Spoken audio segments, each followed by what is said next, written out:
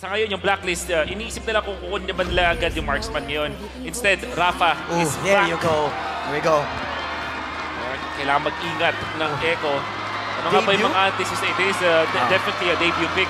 Pupuruan nila yung gold lane. Dapat may defensive na gold lane na din yung Echo. Maraming nagsabi na tapos na daw ang era ng Ube. Pero nakita natin ngayong playoffs, si Mr. MTB, minimension niya rin na hinahanap pa nila yung code. Minimension niya din na hinahanap pa nila yung groove nila. At ngayon, pinalik na paganda pa nga.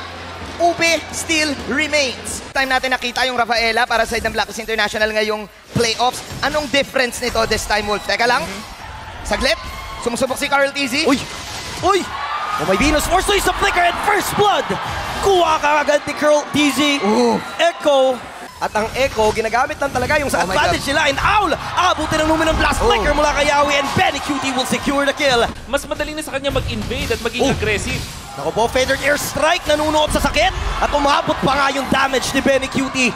Taking down Owl for the second time. Guaranteed na stun. So si Sanford, kung sino man yung masakyan niya, parang halos isipin mo na kayang i-kill kasi masakit talaga si Benny. Si Owl pipilit mo tumakas, pero wala kang kawala sa tatlong miyembro. Habang si Carl TZ naman dito, naghahanap pa ng dugo. Pero mahuli siya dito ng Oh My Venus. Flicker already used. Okay. Pero hahabol pa ba yung kabila? You went to the rescue. Wise naman dito, makukuha siya ng taunt. Real world manipulation. Kaso nga lang makakalabas dito sa pananahe si Carl TZ. Salmon Force plus the Numenon Blast Flicker mula kay Yawi. Makakahuli na naman silang isa, pero magsusurvive naman yung Royalty. Pero si Wise, hindi ata natitigilan. Umabot pa sa katulutuluan at makakasecure na naman silang kill. Pero tumusok na si Carl Tusok. Pero pipilit din naman ni Edward na pumalag dito sa mga miyembro. Pero umabot na naman yung Feathered Airstrike tsaka grab. Oh man, ang tagal na naging skirmish na yon at ang daming nakuha ng Echo. Hindi naging sync ang magpasok ng side ng Blacklist International. We have Blacklist International under 6 minutes. Ito talaga yung sinasabi din ni Yawi na risky plays. Ito yung mga gusto nila, yung mga combo routine, yung Numenon Blast. Huli na naman dito sa isa at si Wise makakatakas nga ba?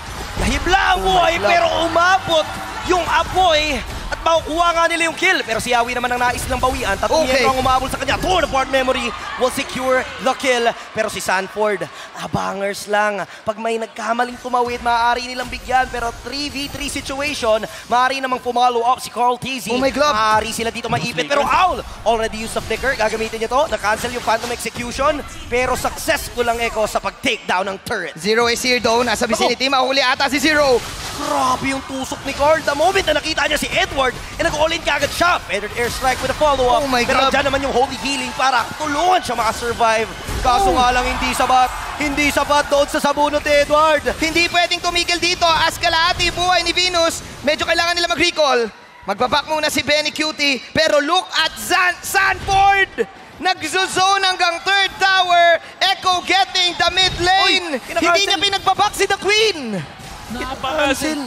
Tawagin nyo na siyang zone fort sa ngayon dahil hindi na talaga makapwesto yung mga members ng Blacklist because of the early game potential. Nakita natin, Yawi! Binigyan nila si Wise. Isa lang yung tinamaan pero nag-all-in naman sila. Naghanap dito ng gante yung Blacklist International. Real world manipulation, may ipit si Yawi sa gitna. That is a trade. Roamer kapalit ng jungler. Grabe yung Echo ngayon. Babalik tayo doon sa minention ni Yawi noong interview na sinabi niya gusto na nilang ibalik yung mga risky plays na buo itong Season 9 lineup na to na nakita natin yung mga run-and-gun plays, mala Stockton tumalon, Dwayne Wade to Lebron na type ng plays. But this time, nakuha ni Carl yung Lord. It's 9 minutes for 3 years. Ganitong oras, pumapatak ang Ube time. Kitang-kita natin ang pagkakaiba ng dalawang koponan pagdating sa kanilang identity.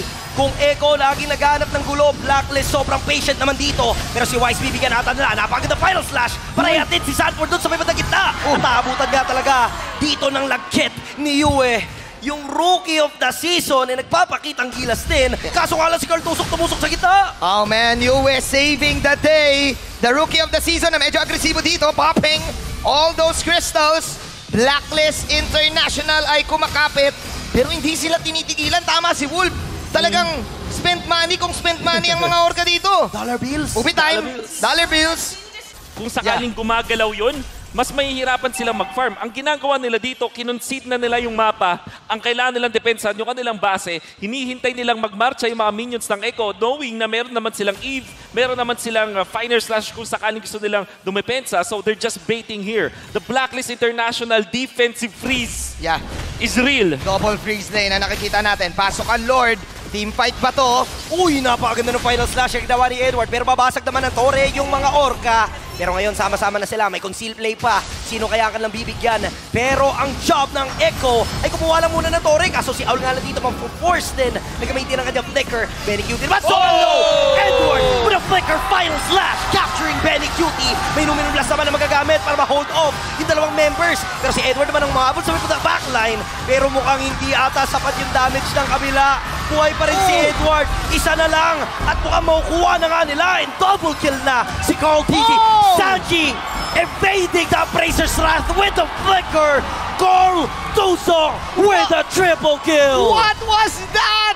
Highlights after highlights. Sabay extra flicker touch ba si Sanji? Mukhang ito na nga talaga yung Echo mode pagdating dito sa playoffs and grand finals na at hindi nila papatagalin pa. Magbe-base lang ang mga Orca at Game 1 sa kanila mapupunta.